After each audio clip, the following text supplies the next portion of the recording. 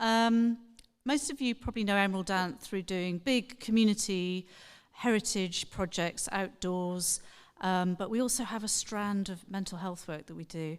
And I've delivered some of that, and so has Caroline Barnes, who's here in the room, who mainly does the adult mental health work, and I do the schools-based stuff. So I'm going to talk about a project called Inside Out Somerset, not Inside Out Dorset, which is, I'm sorry for the confusion, obviously.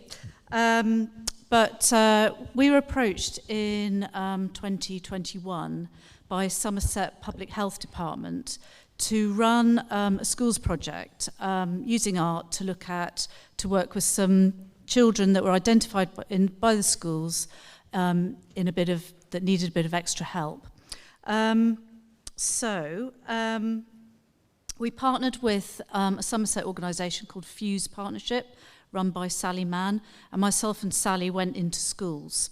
This was after COVID, so a lot of those kids had felt quite isolated after COVID. A lot of them had been the children that had come into school during COVID and felt very isolated and gone through a lot of problems at home. And we worked with Somerset Council's, the Department of Health Department's Pillars for Wellbeing, which is very similar to the clangers model that we talked about earlier. And so our project format, we went into 8 schools. We worked in 4 schools in Bridgewater and 4 schools in Taunton. 2 of those were secondary schools and all the others were primary schools. And with each of those, we ran 5 workshops once a week, and we had 10 children that the schools identified for us. And each of those workshops were based around a theme, so it could be looking at anxiety, it could be looking at anger management, it could be looking at friendship. But we'd always start each of the activities with a circle. So we were really well supported by a guy called Joe Provisor that runs a thing called Circle Time online. And it's fantastic. You have all these rules of how to run a circle and the idea that the circle is a place of wisdom, an ancient place of wisdom. And it really supports active listening and really recommends and respects sharing, spontaneous sharing. So all the children, we had the rules that we put forward for each of every week for the circles, and everyone agreed to them. So that was the way we started, and that's the way we ended each of our sessions. We also did a lot of painting to music, which was just the first thing we did when the children came in. It was really relaxing and helped them to focus and sort of come away from their busy school day. Also within each group, we've been talking about evaluation. So this was our evaluation tool that we used. And the children, we used it every week so that we could see the progress that the children were making. So they'd plot along each of those lines how they felt about those particular things. We did use other evaluation tools as well, so they all had the chance to give us personal feedback.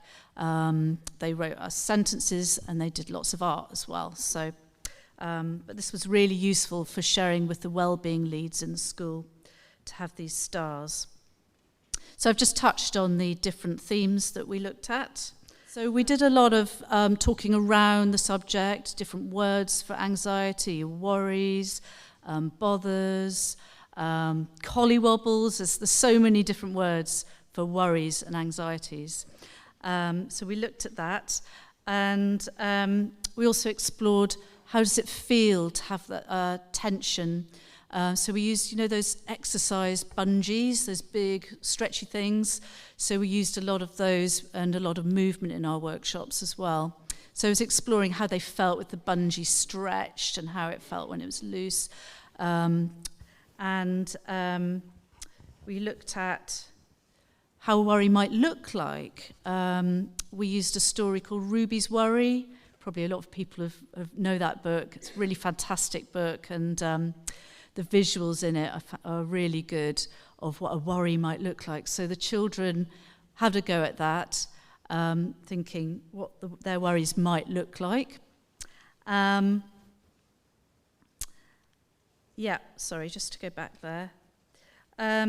We'd look at, are worries and anxiety or expectation or butterflies, are they always a bad thing? How can they be good sometimes?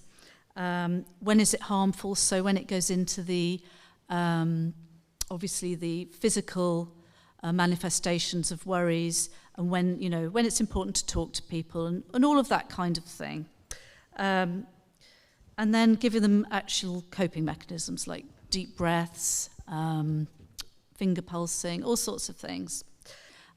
This work is different to all the other projects that we've talked about today because it is schools-based.